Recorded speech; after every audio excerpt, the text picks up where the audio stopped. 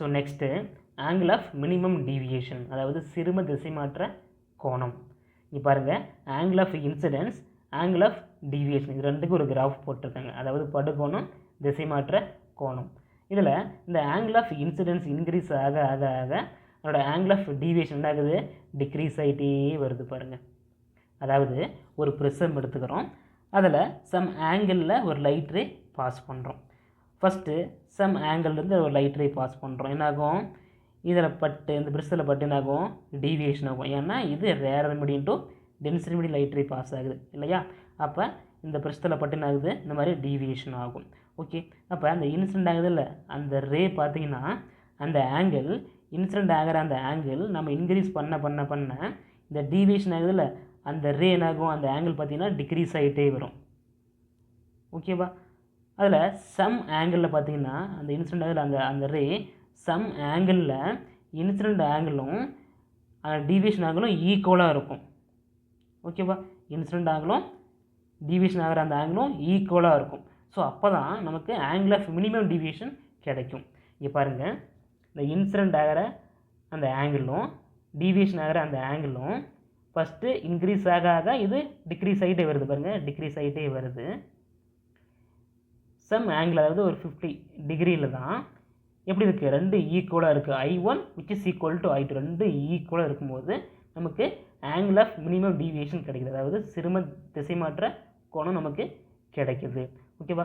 அதுக்கடுத்து angle of incidence நம்ம அந்த ரேவை இன்க்ரீஸ் பண்ணோம்னா ஆல்சோ ஆங்கிள் ஆஃப் டீவியேஷன் என்ன ஆகுது, இன்க்ரீஸ் ஆகுது பாருங்கள், மறுபடியும் இன்க்ரீஸ் ஆக ஆரம்பிக்குது. ஆங்கிள் ஆஃப் இன்சிடென்ஸ் மறுபடியும் இன்க்ரீஸ் ஆக ஆக ஆங்கிள் ஆஃப் டீவியேஷன் என்ன ஆகுது, இன்க்ரீஸ் ஆகுது. Okay, the minimum value of angle of deviation is called angle of minimum deviation D. அதில் ஃபஸ்ட்டு பார்த்தீங்கன்னா the angle of incidence is equal to the angle of emergence, அதாவது I1 which is equal to I2 ரெண்டு ஈக்குவலாக இருந்தால் நமக்கு இந்த angle of minimum deviation கிடைக்கும் இந்த இடத்துல. ஓகேவா.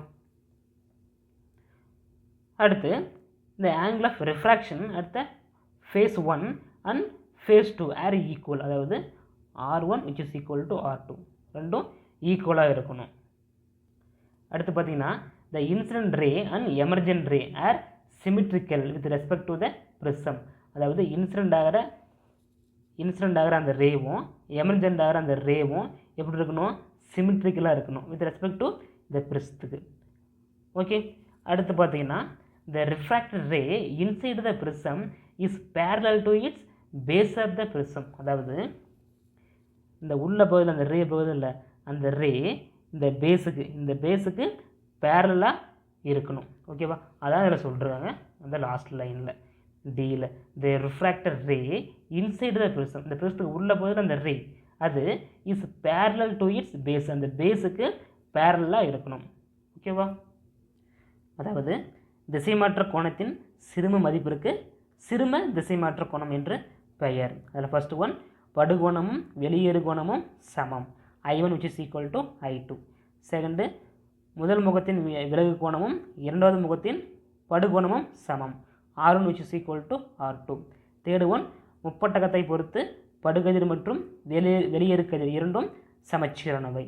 ஃபோர்த்து ஒன், முப்பட்டகத்திற்கு உள்ளே விலகு கதிர் முப்பட்டகத்தின் அடிப்பரப்புக்கு இணையாக செல்லும். ஓகேவா. ஸோ நெக்ஸ்ட்டு முப்பட்டக பொருளின் ஒளிவிலகல் எண், அதாவது refractive index of the material of the prism at minimum deviation. எப்போ மினிமம் டிவியேஷன் இருக்கும், I1 which is equal to I2 ரெண்டு ஈக்குவலாக இருந்தால் தான் மினிமம் டிவியேஷன் இருக்கும். ஓகேவா. அப்போ I1 equal to I2 equal to நம்ம ஐன்னு எடுத்துக்கலாம், ஏன்னா ரெண்டுமே ஈக்குவலாக இருக்குது. அதே மாதிரி R1 which is equal to R ரெண்டு ஈக்குவலாக இருக்கும்போது தான் நமக்கு ஆங்கிள் ஆஃப் மினிமம் டிவியேஷன் இருக்கும் இல்லையா. அப்போ R1 equal to R2 which is equal to நம்ம Rன்னு எடுத்துக்கலாமா, right. Then angle of deviation நமக்கு தெரியும், கண்டுபிடிச்சிட்டோம். D which is equal to I1 plus I2 minus A. அப்போ I1க்கு என்ன போடலாம், இது I1 ஈக்குவல் டு I ரெண்டுமே ஈக்குவலாக இருக்கா, அப்போ நம்ம ஈக்குவல் டு I போட்டிருக்கோம்ல, இப்போ I1க்கு I போடலாம், I2க்கு I போட்டுடலாம். ஓகேவா. அப்போ I1க்கு I ப்ளஸ் I2க்கு I minus A, I plus I 2I. Okay, இப்போ d which is equal to 2i minus a. Then இந்த i இங்கே வச்சுட்டு இந்த மைனஸ் ஏவை லெஃப்ட் சைடு கொண்டு வந்தால் ப்ளஸ் ஏ ஆகிரும். ஓகேவா? அப்போ a ப்ளஸ் டி, இந்த 2 இன்ட்டில் இருக்குது, லெஃப்ட் சைடு கொண்டு வந்தால் மல்டிபிள், சரி இங்கே மல்டிபிள் இருக்குது, லெஃப்ட் சைடு கொண்டு வந்தால் டிவைட் ஆகிரும். ஓகேவா? அப்போ I which is equal to a plus d divided by 2. Equation number 1. அடுத்து பார்த்தீங்கன்னா r1 plus r2 which is equal to a. இது நம்ம முன்னாடி ஒரு கொஸ்டின்லேயே பார்த்துருப்போம். ஓகேவா?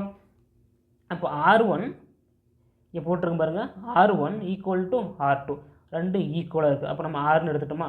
அப்போ r1க்கும் rன்னு எடுத்துக்கலாம், r2க்கும் rன்னு எடுத்துக்கலாம். அப்போ r plus r which is equal to a, r plus r 2r equal to a.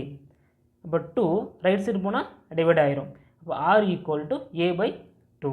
Equation number 2.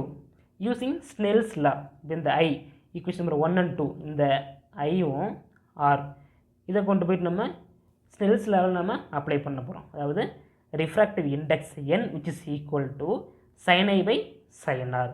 அப்போ sin ஐக்கு பேர் என்ன போடலாம்? i a plus d by 2 போடலாமா? இப்போ n refractive index n which is equal to sin a plus d by 2 divided by sin rக்கு பதிலாக நம்ம இங்கே a by 2ன்னு போடலாம், sin a by 2. ஓகேவா? ஸோ இது ஒரு முக்கியமான 3 மார்க் கொஸ்டின். ஸோ நல்லா பார்த்துக்கோங்க. ஓகேப்பா, தேங்க்யூ.